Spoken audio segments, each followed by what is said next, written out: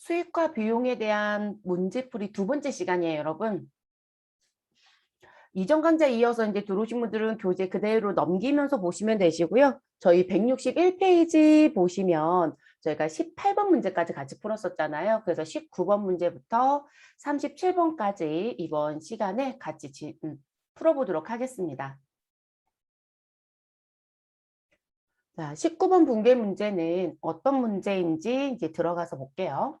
자, 본사의 홍보부는 새로 출시한 제품을 광고하기 위하여, 자, 여기서 중요한 키워드는 광고겠네요. 우리가 항상 분계라는 걸 할 때 또는 회계라는 걸 할 때 어떤 부분을 위해서 지출한 돈인지, 무엇을 사왔는지, 그리고 뭘 갚았는지. 그래서 항상 중요한 키워드 찾기를 하셔야 되겠죠. 자, 광고하기 위하여 조선일보에 광고를 게재하고 대금 50만 원을 현금으로 지급하였다라고 얘기합니다. 그러면 회사의 제품 홍보로 쓴 돈이죠. 그러면 저희는 이런 걸 광고 선전비이다라고 얘기를 하죠. 그리고 현금으로 지급했으니까 내가 가지고 있었던 자산은 감소시켜 주시면 되는 거고요. 그럼 차변과 대변 결정 다 끝난 거죠, 여러분? 자, 저희는 차변에 광고 선전비 기재해 주시면 되고요.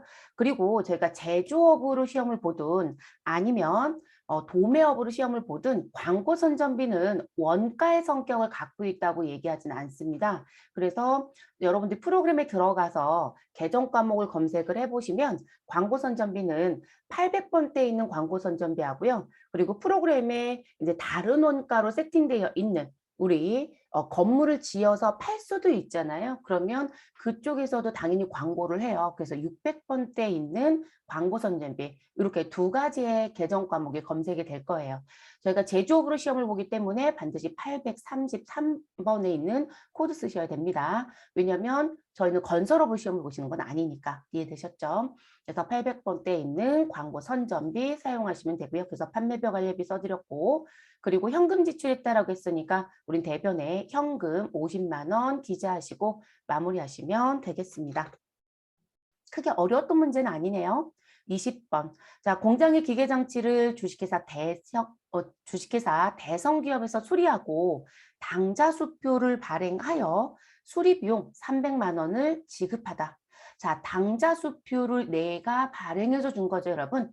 그러면 이 글씨를 보자마자 당좌 예금 계정 과목에 잔액이 줄어들겠구나. 이렇게 기억하셔야 되고요. 기계를 무엇하였다? 수리하였다. 그러면 기계를 고쳤으니까 수선비 처리하시면 되겠죠. 그리고 공장 기계이면 반드시 제조 원가입니다. 근데 우리 이렇게 취득하고 난 뒤에 지출되는 부분은 반드시 두 개 기억해 달라고 했었어요. 무슨 지출과 무슨 지출? 자본적 지출과 수익적 지출.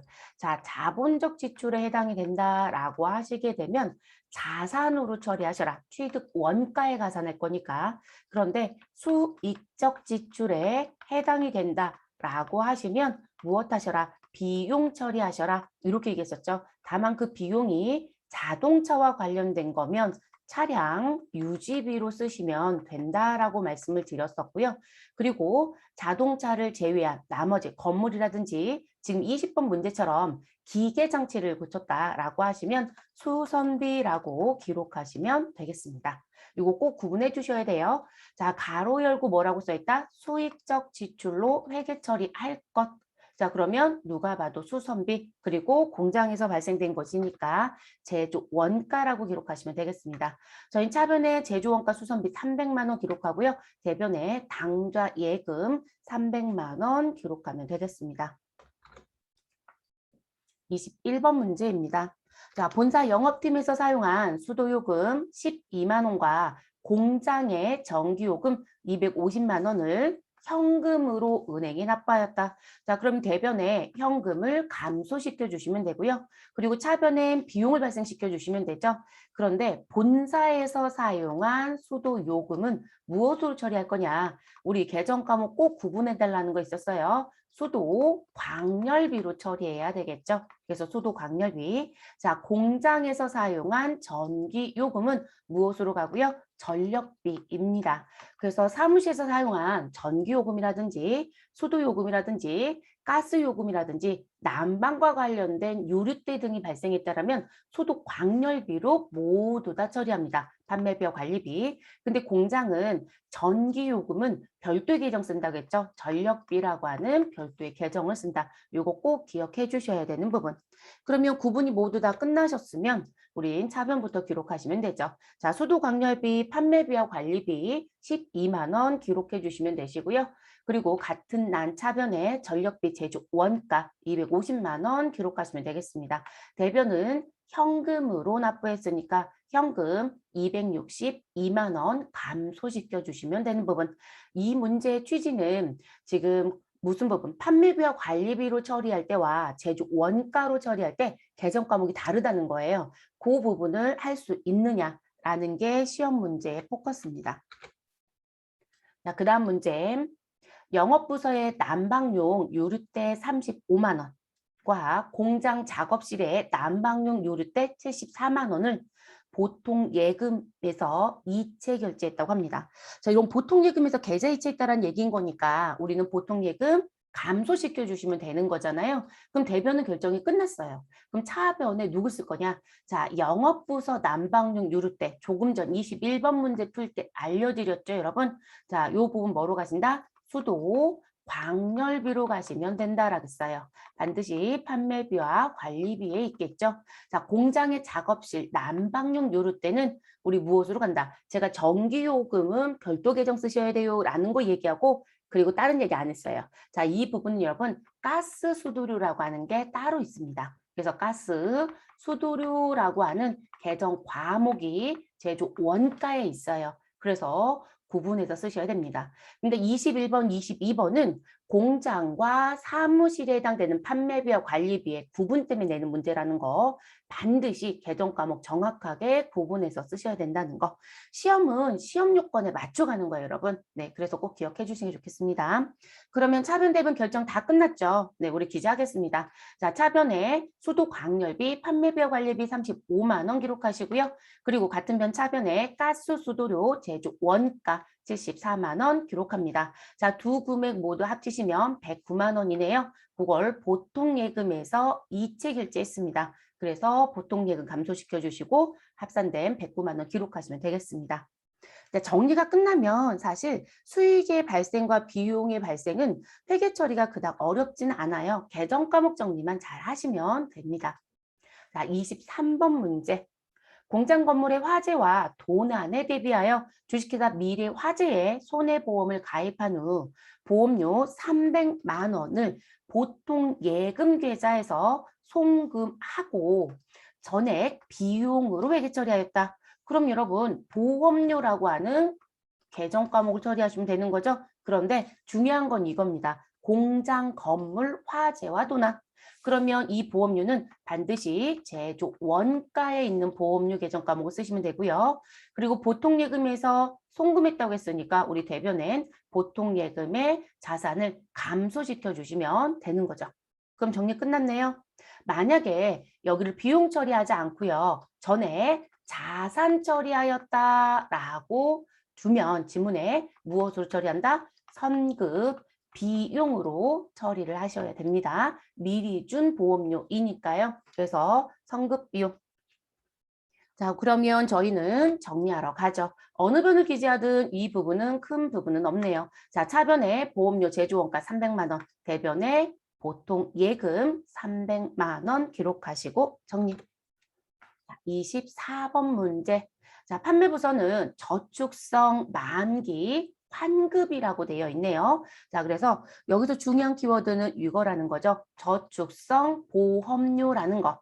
자, 우리가 보험을 가입하고 그 부분에 대한 보험료를 냈다라고 하시면 또는 보험을 계약할 때 무슨 부분을 반드시 확인하셔야 되냐면 만기에 환급금이 있는 저축성 보험에 해당이 되는지 아니면 보장만 받고 그대로 없어지는 소멸성 보험인지를 꼭 확인합니다. 저축성 보험이면 우리가 불입한 금액을 지금 어디에 보험사에 넣는 게 돼버려요. 그래서 보험사가 가지고 있다가 만기에 원금과 일정 부분의 이자가 붙여져서 저한테 돌려주게 되거든요. 그래서 만기 환급금이 있습니다. 그래서 실제 내가 불입했던 돈보다 더 초과된 돈이 나오거든요. 그런 걸 저축성 보험이라고 해요. 그러면 이 부분은 돈을 맡겨놓은 꼴이 되기 때문에 자산으로 정리합니다. 금융상품 쪽 계정 과목 쓰시면 되고요. 자, 소멸성 보험은 보장만 받고 끝나는 거예요. 그래서 우리가 회계 기간 내에 있는 거라면 모두 다 무엇으로 처리한다?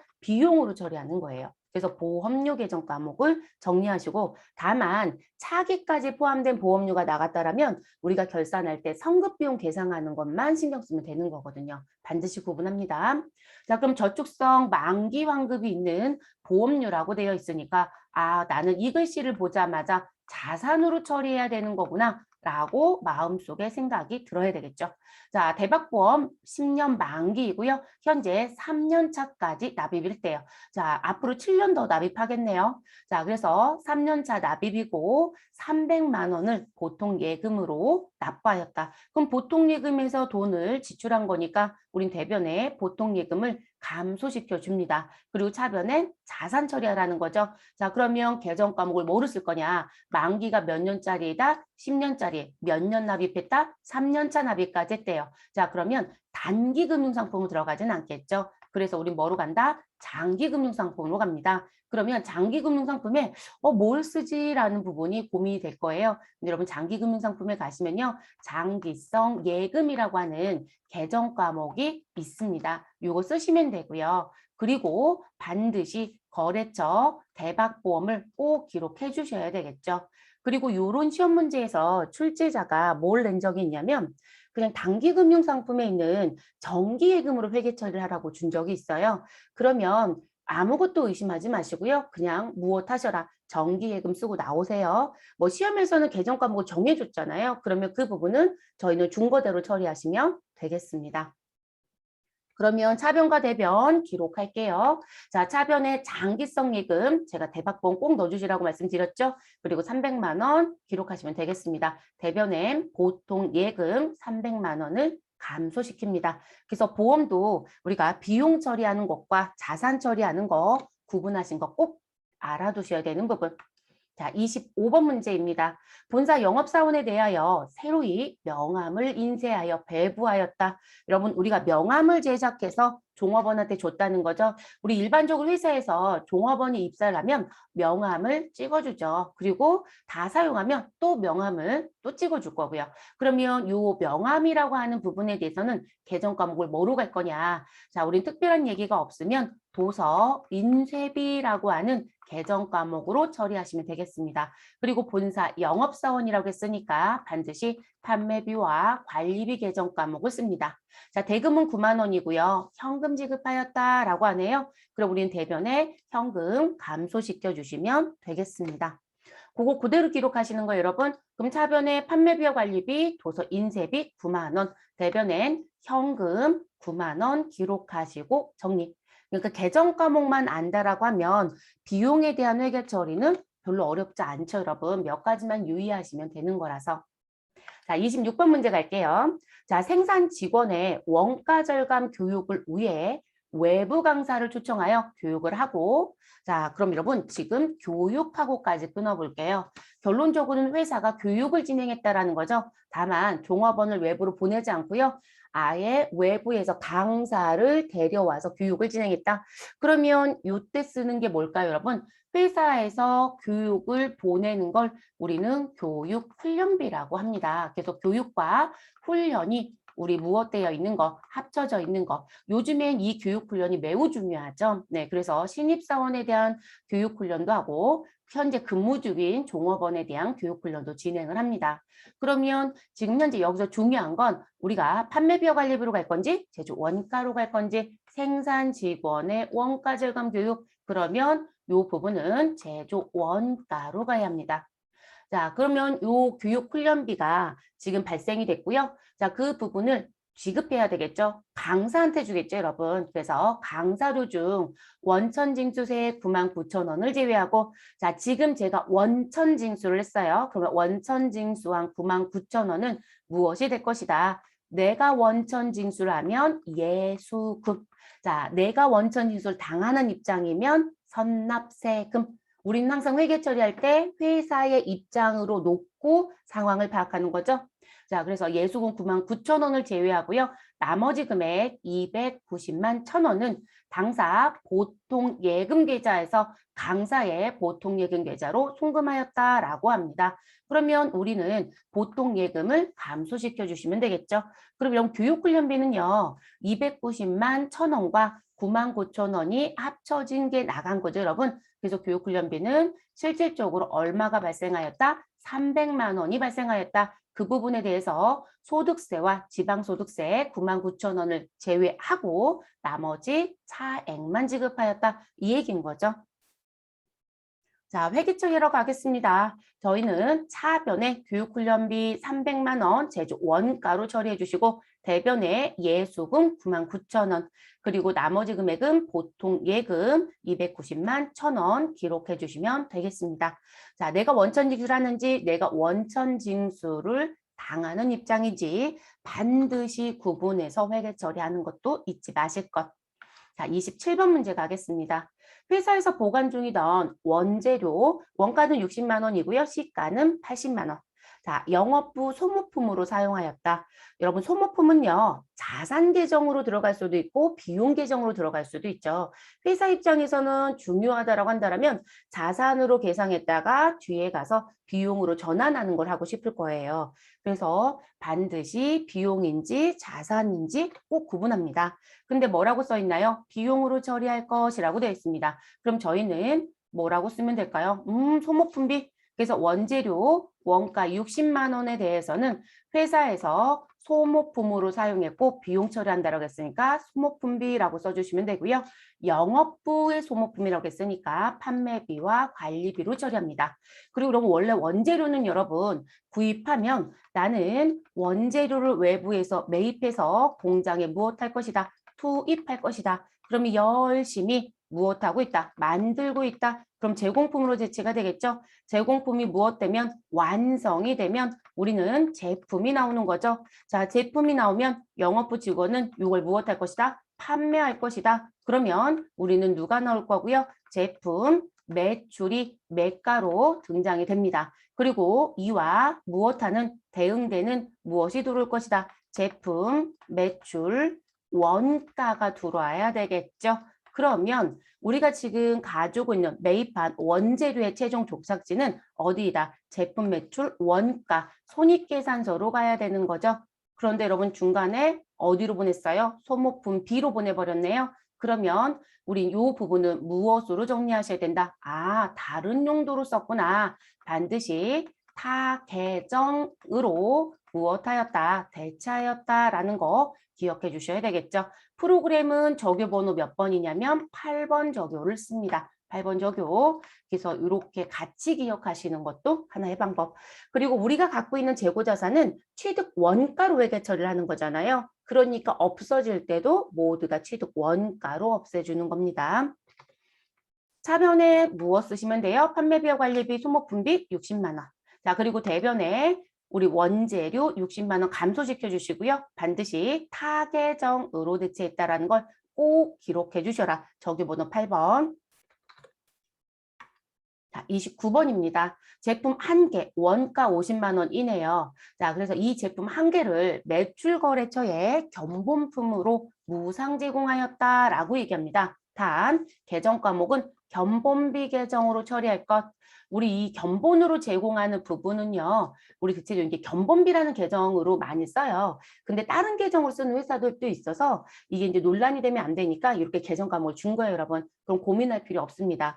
그리고 매출거래처의 견본 제공인 거니까 사실상 홍보 목적인 거거든요. 그러면 이 견본비는 무엇으로? 우리 판매비와 관리비로 갑니다. 됐을까요, 여러분? 그리고 제품도 판매를 한 게 아니라 견본이라는 부분, 우리 지금 현재 샘플 제공했다는 얘기잖아요. 자, 그 부분을 사용했기 때문에 원가 금액을 우리 무엇 하시고 상계 정리해 주시고요. 그리고 반드시 무슨 정리하자. 다른 계정으로 사용했어요 라고 하는 걸 기록해 주셔야 되겠죠. 타계정 대체가 은근히 많이 나와요, 여러분. 그래서 시험 보실 때 조심하셔야 되는 부분. 그럼 차변의 견본비, 판매비와 관리비 50만 원 반드시 원가, 대변의 제품 그리고 50만 원 타계정으로 대체 꼭 기록해 주시는 거 잊지 마셔라. 29번 문제입니다. 자, 홍콩지점 관리를 목적으로 대표이사의 국외 출장 왕복 항공료 300만 원을 법인카드 하나카드로 결제하였다라고 얘기합니다. 여러분, 우리 출장과 관련된 항공료는 뭐로 처리하면 될까요? 우리 계정 과목에 무슨 부분? 여비와 교통비가 합쳐져 있는 계정 과목이 있죠. 여비 교통비. 그리고 대표이사의 출장입니다. 그러면 판매비와 관리비 처리하시면 되는 거고요. 자, 근데 결제를 카드로 결제했어요, 여러분. 그러면 사실상 항공사한테는 돈을 줬겠지만 우리 카드사한테는 아직 돈을 안 줬죠, 여러분. 그래서 거래처는 하나카드이고요. 그리고 아직 돈을 주지 못했다, 카드사에. 그래서 무엇으로 처리하자? 미지급금으로 처리해 주시면 되겠습니다. 그럼 차변, 대변 다 끝났네요, 여러분. 차변에는 비용이 발생인 판매비와 관리비, 여비교통비 300만 원 기록하시고요. 대변엔 부채 증가인 미지급금, 거래처는 하나카드입니다. 300만 원을 기록해 주시면 되겠습니다. 30번 문제입니다. 당월분 공장 임차료 50만 원과 송금 수수료 1,600원을 보통 예금에서 인출하여 지급하였다. 우리 거래처 대금 결제하거나 할 때요. 또는 비용이 발생했던 부분에 대해서 지급을 할 때 은행에서 수수료가 발생되는 경우가 있죠, 여러분. 그러면 요 송금 수수료에 대한 부분은 무엇으로 정리하시면 된다? 우리는 수수료 비용으로 처리하시면 되겠습니다. 수수료 비용. 자, 그러면 우리 공장 임차료라고 했으니까 임차료 계정 쓰시면 되고 공장에서 발생된 거니까 제조 원가 쓰시면 되겠네요. 자, 보통 예금에서 50만 원과 1,600원을 무엇하였다? 인출하였다. 그럼 대변에 보통 예금은 50만 1,600원을 감소시켜 주시면 되고요. 자, 여기서 이제 고민이 생겨요. 무슨 부분? 아, 지금 내가 은행 수수료가 발생했는데 송금, 수수료는 대체적으로 금융권에서 발생이 되잖아요. 근데 이 은행 수수료를 뭐로 처리해야 되느냐? 지금 제조 원가로 가는 게 맞느냐? 아니면 판매비와 관리비로 가는 게 맞느냐? 이게 이제 논란이 됐었어요. 사실 이 부분은 지금 모순 부분을 처리해도 판매비와 관리비로 처리해도 맞았다고 처리했고요. 제조 원가로 처리해도 맞았다고 했어요. 근데 이게 왜 제조 원가로도 맞았다고 얘기했냐면 내가 지금 현재 지급한 임차료가 어디의 임차료였다? 공장 거였다는 거죠. 그러면 공장의 임차료를 지급하기 위해서 발생된 수수료이기 때문에 이 수수료 비용은 제조 원가이다 라고 주장한 분이 있고요. 아니, 이 대금에 대해서 지급할 때 대부분 공장에서는 업무를 보지 않지 않느냐. 임차료 자체는 공장에서 발생된 게 맞지만 실제 이 업무를 진행하는 관리자들은 대부분 사무실에서 근무를 하고 있다. 그렇기 때문에 이거는 관리적으로 들어간 돈으로 봐야 돼서 무슨 부분? 판매비와 관리비의 성격이다. 라고 또 주장하신 분이 있어요. 그런데 어느 쪽으로 처리해도 크게 문제가 되지 않는다는 결론이 났고요. 그리고 실제 여러분 회사에서는요. 이런 송금 수수료는요. 공장에 대한 대금을 주든 아니면 사무실과 관련된 대금을 주든 모두 다 판매비와 관리비를 처리하고 있는 게 관리예요. 그러다 보니까 두 가지를 모두 다 인정하는 부분으로 나와져 있는 상황입니다. 저희는 관습적으로 쓰고 있는 판매비와 관리비로 처리하도록 하겠습니다. 자, 차변의 임차료는 반드시 제조 원가로 가야 되고요. 50만 원 기록합니다. 수수료 비용, 판매비와 관리비 1,600원 기록합니다. 대변에는 보통 예금 쓰시고요. 50만 1,600원 기록해 주시면 되겠습니다. 그래서 논란이 됐던 건 무엇이다? 이 송금 수수료의 비용 처리를 무엇으로 할 거냐? 제조 원가로 갈 거냐? 판매비와 관리비로 갈 거냐? 의미 설명드렸죠. 자, 31번 가겠습니다.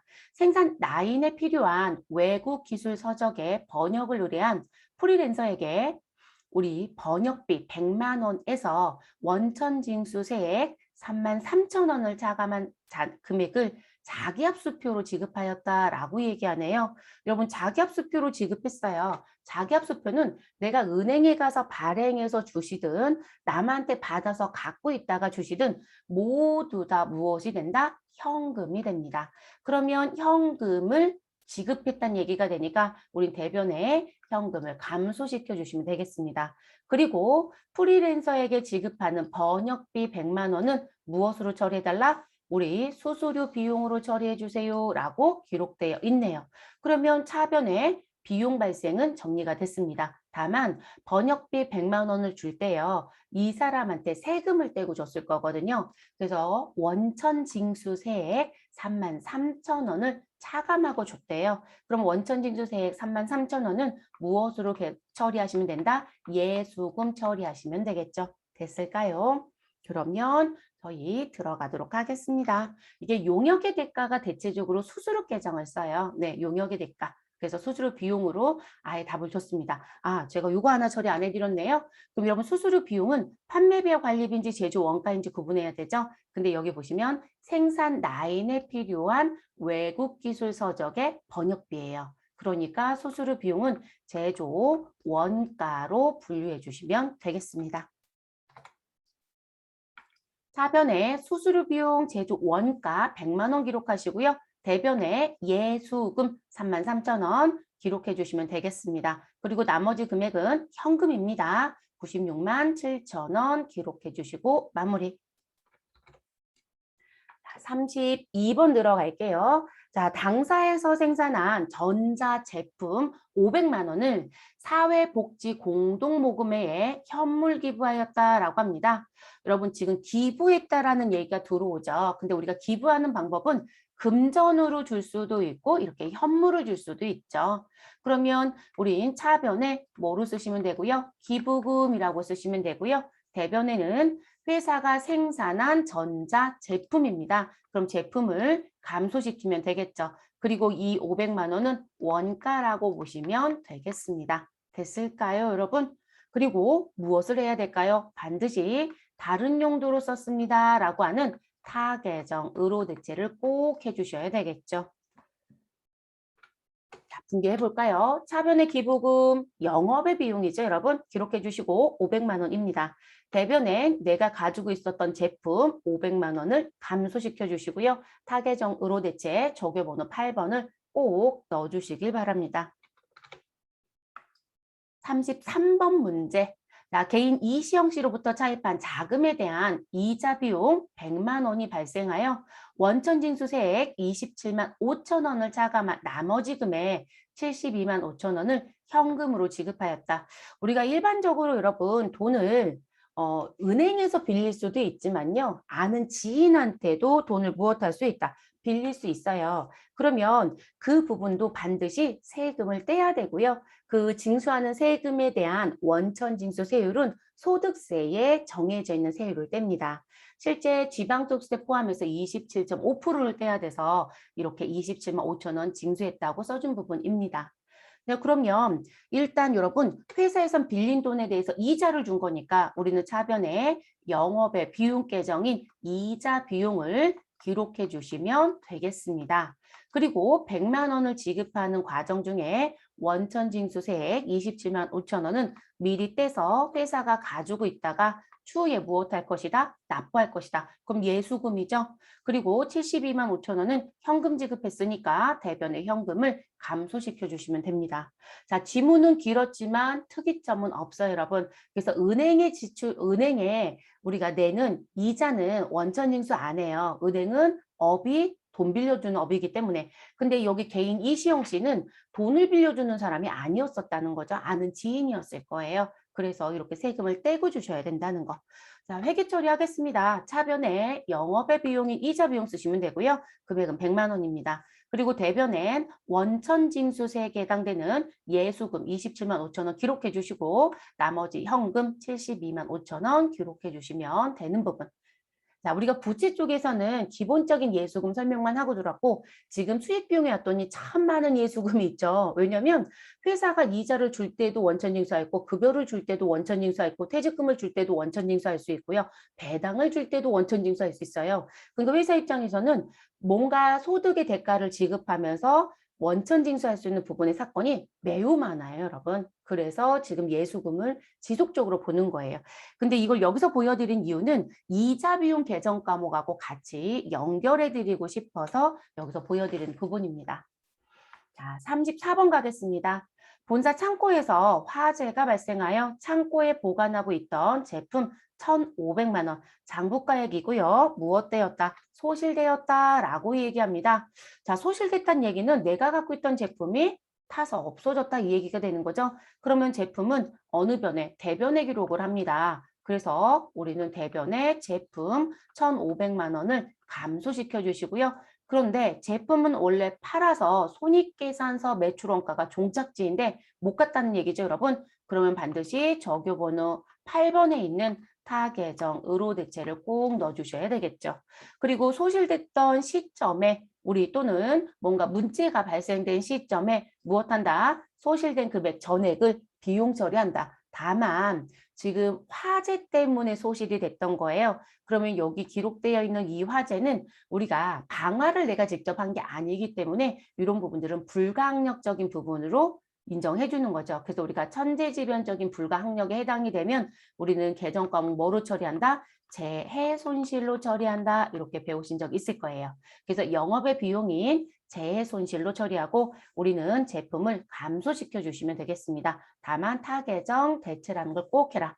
자, 그리고 당사는 이와 관련한 보험에 가입되어 있다. 우리 이 소실되는 시점에 보험의 가입 여부는 회계 처리에 영향을 준다, 안 준다? 안 줘요, 여러분. 그래서 가입 여부 따지지 않습니다. 보험 가입하셨으면 추후에 보험사에 나와서 이 화재가 왜 났는지 이유 확인할 거고요. 그리고 보험금을 줄 겁니다. 그러면 받는 시점에 전에 보험금에 대한 수익 처리를 해주시면 되는 거기 때문에 우리는 문제가 발생된 시점에 자산을 장부에서 무엇해라? 제거해라. 다만 그 부분을 제거하면서 우리는 비용 계정이 나올 것이다. 불가항력적인 거면 제 손실로 처리하시고 그렇지 않다라면 그 자산의 처분 손실로 정리를 하거든요. 자, 그러면 저희 마무리하겠습니다. 분개하시면 되는 거고 차변에 재해 손실 영업의 비용 1,500만 원 기록하고요. 대변에 제품 1,500만 원 기록하시고 타 계정 의로 대체를 꼭 하시라는 거. 타 계정 대체하는 거 계속 나오죠, 여러분? 네, 자주 나오는 거 말씀드렸어요. 자, 그다음 35번 문제입니다. 자, 외상매입금 계정에는 홍콩 거래처 만리상사에 대한 외화 외상매입금 240만 원. 자, 그리고 외화 2,000불이네요. 자, 이 부분이 계상되어 있다. 자, 회계기간 종료일 현재 적용 환율은 1달러당 1,180원이다. 자, 결론적으로 여러분, 내가 무엇을 가지고 있으면 장부에 들어가서 봤더니 소비자 합계잔액 시산표에 가서 조회를 해봤더니 내가 갖고 있는 자산과 내가 가지고 있는 부채에는 무엇이 있더라? 외화가 있더라. 그러면 나는 외화, 채권과 채무가 있습니다. 라고 얘기할 거예요. 그럼 채권과 채무가 있으면 어느 시점에 결산하는 시점에 우리 결산 시점이니까 회계기간 종료일이 나왔겠죠. 또는 보고기간 종료일 이렇게도 얘기하죠, 여러분. 그래서 이 결산 시점에 무엇에 대한 부분, 환율에 대한 무엇이 있을 것이다. 변동이 있을 것이다. 그래서 환율, 변동에 대한 차이를 무엇 하셔야 된다. 장부에 계상한다라고 얘기합니다. 그러면 이 환율은 무슨 환율을 가지고 얘기하느냐? 이 환율은 우리 외국환 중개주식회사라는 사이트가 있고요. 그 사이트에 가면 무슨 부분? 모든 환율의 중간값이라고 부르는 기준 환율이 있습니다. 다만 미화 1달러당의 기준 중간값은 기준 환율로 부르고요. 나머지 외화에 대해서는 재정 환율이라고 얘기합니다. 그래서 기준 또는 재정 환율로 무엇 하신다? 장부에 계상한다. 그래서 이 부분으로 바꿔주셔야 돼요. 그런 걸 뭐라고 얘기한다? 우리가 가지고 있는 외화 채권과 채무에 대한 평가라고 얘기하는 부분. 그래서 장을 마감한 날짜에 무슨 환율? 기준 또는 재정 환율로 우리 평가를 한다라는 거 알아두셔야 되겠죠. 그럼 지금 여기 얘기는 그런 얘기가 되는 거죠, 여러분. 그러면 그냥 쉽게 생각하시면 1달러당 1180원으로 지금 무엇되었다, 바뀌었다 또는 이날짜 환율이 이렇다라는 얘기거든요. 그러면 미와 얼마 가지고 있다? 2000불. 그러면 2000불에 곱하기 1180원을 곱해서 나온 금액이 있겠죠, 여러분. 그 금액과 누구를 비교하셔라? 우리 240만 원을 비교해서 환율이 올라갔는지 환율이 떨어졌는지에 대한 걸 정리하셔라. 자, 알아두실 거 하나는 여러분, 부채 같은 경우는 갚을 빚이에요. 그렇기 때문에 환율이 무엇되면 올라가면 손해이고요. 환율이 떨어지면 오히려 이익이에요. 자, 왜 그러냐면 내가 갚을 빚이니까 환율이 올라가면 갚을 빚이 더 늘어나는 거거든요. 원화의 금액이. 근데 환율이 떨어지면 내가 갚을 원화의 금액이 줄어들기 때문에 실제 이익이 되죠. 자산은 반대겠죠. 자산은 받을 권리란 말이에요. 그래서 채권의 의미로 들어오는 건 환율이 올라가면 받을 돈의 원화 금액이 커지니까 이익이지만 반대로 환율이 떨어지면 손실이 날 수밖에 없습니다. 그래서 이거를 맹목적으로 환율이 올라가면 이익이고 환율이 떨어지면 손실이야 이렇게 외우시면 안 돼요. 자산인지 부채인지. 그래서 회계 처리하실 때 감소되거나 증가된 쪽을 먼저 쓰세요. 그러면 자산이 증가했다 그럼 차변을 먼저 기록하겠죠. 부채가 증가했다 그럼 대변을 먼저 기록하겠죠. 그러면 대변의 기록이 끝났으니까 차변에 누굴 쓸 거냐는 거예요. 그럼 차변에는 비용을 쓸 거고 대변에는 수익을 쓰는 거니까 그 원리로 갑니다. 그래서 자산과 부채의 증가와 감소를 차변과 대변에 먼저 기록하시고 상대편에 누구를 쓸 건지를 생각하시면 되겠습니다. 그러면 우리는 2000불에 대해서 계산을 해볼게요. 자, 2000불 곱하기 1180원이네요. 자, 요거 계산하시면 얼마? 236만 원. 그럼 여러분 지금 장부에 있는 외상 매입금의 금액은 240인데 실제 계산을 하면 얼마이다? 236만 원이래요. 그러면 사실 환율은 무엇하였다? 하락했다는 얘기가 되네요. 그러면 실제 내가 갚을 돈은 더 줄어드는 거예요. 원화로 환산했을 때. 이해되셨을까요? 그래서 얼마만큼? 4만 원만큼 우리는 이익이다, 손실이다? 이익이 생기겠네요. 왜냐하면 갚을 빚이 줄었으니까. 됐어요? 자, 그런 원리로 움직인다는 거죠. 전 계산기 좀 최소화를 시켜 놓을게요. 그러면 이 부분에 맞춰서 계산을 해보면 자 2,000불 곱하기 1,180원에서 우리는 2,400을 빼면 죄송해요 여러분 2,000불 곱하기 1,180원에서 240만 원을 빼면 우리는 마이너스 4만 원이 나오더라. 자, 이 얘기는 환율이 떨어졌다는 얘기다. 그런데 내가 갚아야 되는 외상 매입금이 감소했다라는 얘기라는 거예요. 그러면 부채가 줄어들었다는 거죠. 그러면 부채가 감소했으니 나는 무엇이 나올 수밖에 없다? 이익이 나올 수밖에 없다는 거예요.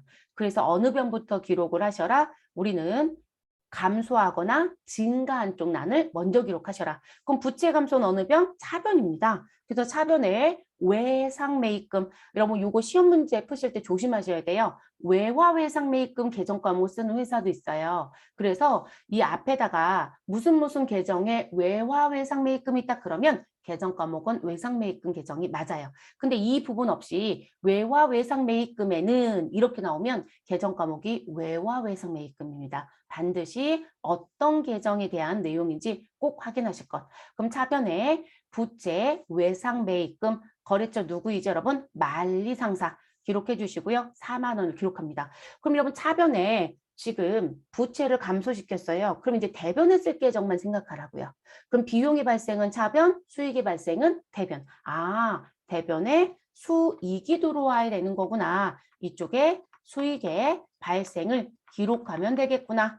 자, 우리 결산할 때 이 평가에 의해서 들어오는 계정 과목은 2개밖에 없죠, 여러분. 자, 우리 비용으로는 뭐가 있다? 외화를 무엇하였다? 환산하였다. 자, 그래서 평가가 이루어지면 외화를 환산했다고 표현합니다. 그래서 외화 환산, 손실이라고 하는 비용 계정 과목이 있고 외화 환산, 이익이라는 수익 계정 과목이 있죠. 그러면 우린 대변에 누구 기록하시면 될까요? 외화 환산 이익을 쓰시면 되겠습니다. 금액은 4만 원. 됐을까요? 그래서 줄어든 자산이나 부채, 증가한 자산이나 부채를 먼저 기록하고 상대편의 비용 또는 수익을 쓰셔라. 그때 쓰는 계정 과목은 누구이다? 외화 환산 손익계정이다.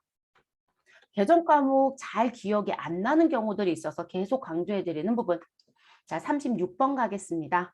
자, 기말 외상 매출금 중에는 브리티시 기업의 외화로 계상된 외상 매출금 1억 3천만 원. 자, 10만 불이라고 되어 있네요. 자, US 달러 10만 불이 포함되어 있다. 자, 결산일 현재 적용할 환율은 1280원이다 라고 합니다. 그러면 우리 결산 시점에 우리 가지고 있었던 얼마 받을 권리 10만 불에 곱하기 1280원을 곱하면 우리 환산된 금액이 얼마인지 나오겠죠. 얼마이다? 우린 1억 2,800만 원이 되겠네요. 근데 그럼 지금 보시면 장부에 계상되어 있는 외상 매출금은 1억 3천이에요. 근데 외화 평가에 의해서 나온 금액은 1억 2,800입니다. 자, 지금 결론적으로 환율이 하락함으로 인해서 우린 얼마? 200만 원이 감소했네요. 그런데 여러분 지금 자산이 감소했어요? 부채가 감소했어요? 자산이 감소했어요. 그래서 앞에서 부채가 감소했을 땐 이익이지만 자산이 감소했을 땐 내가 받을 돈이 줄어든다는 원리가 되기 때문에 그러니까 US 달러 10만 불은 바뀌지 않지만 원화의 환산의 금액은 줄어드는 거기 때문에 회사 입장에서는 손해가 발생했다고 보는 거죠. 그러면 그 부분 정리해 보도록 하겠습니다. 그래서 10만 불 곱하기 1280원에서 우리 1억 3천을 뺐더니 마이너스 200만 원이 나온다. 근데 마이너스가 나왔다는 건 환율이 떨어졌다는 거. 근데 누가 감소한다? 자산이 감소한다. 그럼 자산의 감소는 어느 변? 대변입니다. 그쵸 여러분? 그래서 우리가 대변에 누굴 기록하시고 외상 매출금 거래처 누구요? 브리티시 200만 원 기록합니다. 그럼 차변에 쓸 수 있는 건 우리 비용의 발생밖에 없죠. 이때 쓰는 게 외화 환산 손실 200만 원입니다. 그래서 반드시 자산부채 계정 정리하시고 상대편을 쓰셔라.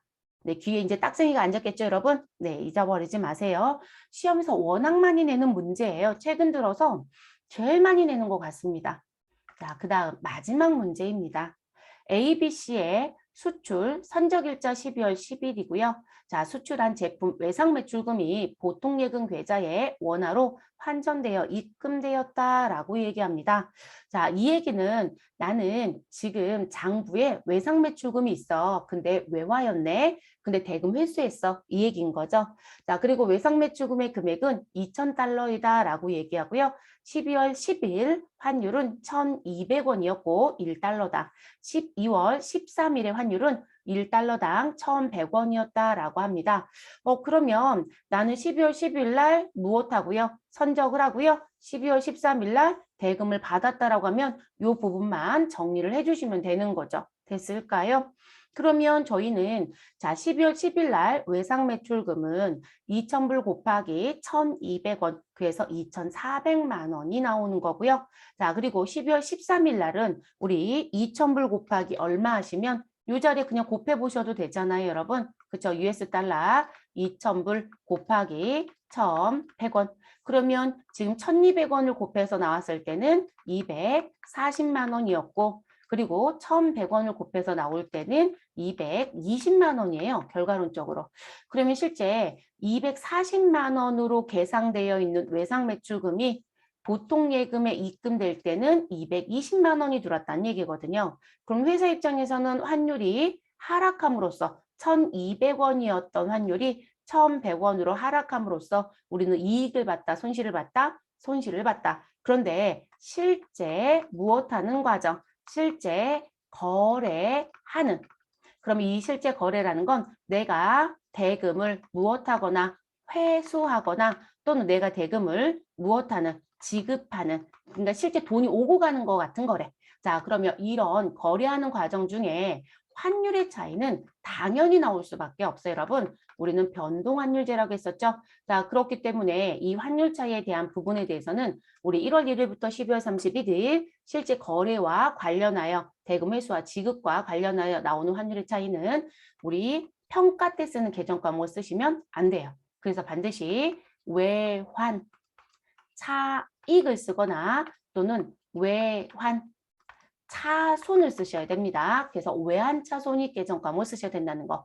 이거 가끔 섞어 쓰시더라고요. 외화 환산이라는 계정 과목하고 절대 그러시면 안 됩니다. 그래서 우리가 1년에 결산을 한 번 한다면 외화 평가와 관련된 외화 환산 이익과 손실은 딱 한 번 등장하는 거예요. 근데 외환차익이나 외환차손은 실제 무역업이라고 하면 대금을 회수하고 대금을 지급하는 거래가 끊임없이 있을 거라고요. 그렇기 때문에 실제 이 부분과 관련된 계정 과목은 진짜 많이 나와요. 그래서 기중에 실제 거래는 이 계정을 쓴다. 됐을까요? 그러면 240만 원과 220만 원의 차이인 얼마? 20만 원만큼 환율이 떨어지기 때문에 회사는 손실이 발생이 되겠죠. 그래서 외환차손입니다. 그거 계산하면 우리는 2,000불 곱하기 우리 1,100원에서 1,200원을 빼면 마이너스 얼마? 100원 환율이 하락했구나라는 게 보여질 거고요. 그럼 2,000불에 마이너스 100원을 곱하면 우리는 마이너스 20만 원이 나오죠. 그래서 손실이라는 게 확인이 됩니다. 그러면 반드시 장부에 누가 외환 차손이 등장해야 된다는 거죠. 그럼 분개를 해보도록 할게요. 자, 가지고 있었던 외상 매출금 회수했으니까 어느 변에 기록하자? 대변. 그래서 대변에 외상 매출금 거래처는 누구이다? ABC. 자, 그래서 ABC 기록해 주시고요. 240만 원을 넣어줍니다. 그리고 차변엔 우리 어디로 돈 받았다? 보통 예금. 그럼 보통 예금 차변에 증가시킵니다. 금액은 얼마? 220만 원. 자, 나머지는 외환차손 영업의 비용 우리 20만 원을 기록하시면 되겠습니다. 그래서 지금 나와져 있는 35번, 36번, 37번은 내가 외화에 대한 채권과 채무를 가지고 있었을 때 그 환율 차이에 대한 처리 방법 얘기예요. 그리고 35번, 36번은 결산 시점에 나오는 사건, 그리고 37번은 기중에 발생될 수 있는 사건, 이렇게 구분해 주시면 좋겠습니다. 자, 이렇게 해서 저희 분계 문제 모두 다 풀어봤어요, 여러분. 비용과 수익은 특별히 더 어렵다라는 문제는 사실은 없어요. 계정 과목이 기억이 안 나서 좀 어렵다라고 하는 경우들이 있지, 실질적으로 뭐 크게 분계 부분에서는 문제되는 건 없습니다. 대부분 분계를 정리를 해보면 우리 마지막에 풀었던 그 세 가지 문제를 의외로 많이 틀리더라고요. 근데 제가 어떻게 푸는지 방법 알려드렸으니까 그 방법대로 정리를 자꾸 해나가세요. 그러면 뭐 지금 회계급수 전부 다 출제하고 있고 세무급수는 당연히 나오겠죠. 모든 급수에 나오는 문제가 돼버린 게 외화평가 쪽 문제. 또는 우리 외화에 대한 대금을 회수하거나 지급하는 문제거든요. 그래서 그 부분 계정 과목 섞어 쓰지 않는 거 어떻게 환율의 차이를 정리하는지 그 부분 숙지 꼭 해서 가져가신 게 좋을 것 같아요. 그게 제일 유의사항이고요. 우리 뭐 보험료에 대해서는 저축성, 소멸성 얘기는 기존부터 해왔던 거기 때문에 그거는 다시 들어오진 않죠. 저희가 자산부터 시작해서 수업을 쭉 끌고 왔잖아요. 그러면 앞에 했었던 얘기가 수익과 비용에서 다시 등장이 돼요. 다만 수익과 비용은 수익을 인식하는 거, 비용을 인식하는 거, 외화 평가를 어떻게 할 거냐라는 부분이 추가가 되는 거고 새로운 계정이 들어오는 부분은 외화 평가와 관련된 또는 외화 거래와 관련된 계정만 새로 추가가 되죠. 그리고 새로 추가되는 계정은 사실 없어요. 앞에서부터 계속 들어왔던 계정들. 그래서 수익 비용은 절대로 시험 보실 때 틀리지 않게끔 하신 게 좋고요. 실제 업무에 가시면 제일 많이 보는 게 수익 비용 계정 과목입니다. 그러니까 계정 과목 최소한 암기는 해주셔야 되겠죠. 자, 고생하셨고 저희는 다음 시간에는 여러분 지금 분기 다 끝났어요. 이제 실무 이론 문제가 있죠. 이제 그 문제 같이 풀어보도록 하겠습니다.